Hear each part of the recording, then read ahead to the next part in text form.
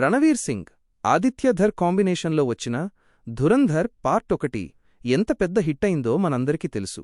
మరి దాదాపు 4 గంటల నిడివితో ఈరోజు థియేటర్లలోకి వచ్చిన ధురంధర్ 2 ది రివెంజ్ ఆ అంచనాలను అందుకుందా? Hello friends, welcome back to Cinelokam X.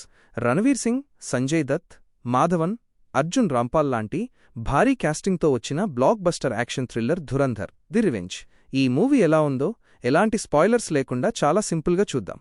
అసలు కథ ఏంటంటే, రెహమాన్ అనే డాన్ చనిపోయిన తర్వాత ఆ చావుకి కారణం ఎస్పీ చౌదరి సంజయ్ దత్ అని నమ్మించి మన హీరో హంజా రణవీర్ సింగ్ ఆ ఏరియాని తన కంట్రోల్లోకి తీసుకుంటాడు. అసలు ఈ హంజా గతమేంటి?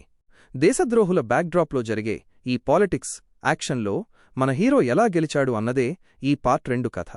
సినిమాలో ప్లస్ పాయింట్స్ ఏంటంటే, ఈ సినిమా దాదాపు 4 గంటలుంటుంది.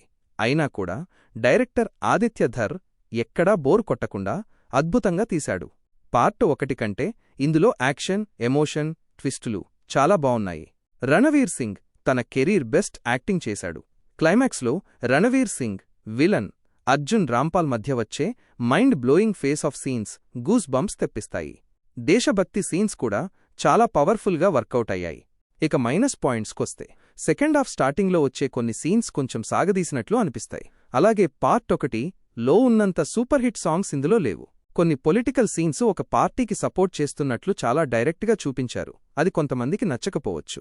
మరి ఈ సినిమా థియేటర్లో చూడొచ్చా అంటే, కళ్ళు మూసుకుని ఖచ్చితంగా థియేటర్కి వెళ్లి చూడాల్సిన బ్లాక్ బస్టర్ సినిమా ఇది. 4 గంటల సినిమా అయినా మీ టికెట్కి పూర్తి న్యాయం చేస్తుంది. లాజిక్స్తో పాటు సాలిడ్ యాక్షన్, దేశభక్తి సినిమాలు ఇష్టపడేవాళ్లు ఈ వీకెండ్ అస్సలు మిస్ అవ్వకండి. రికార్డులు బద్దలు కొట్టే సినిమా ఇది. ఇది ఫ్రెండ్స్ నా జెన్యూన్ రివ్యూ. నా రివ్యూ మీకు నచ్చితే, మీ టైం వేస్ట్ చేయలేదు అనిపిస్తే ప్లీజ్ ఈ వీడియోని ఒక చిన్న లైక్ చేసి సపోర్ట్ చేయండి.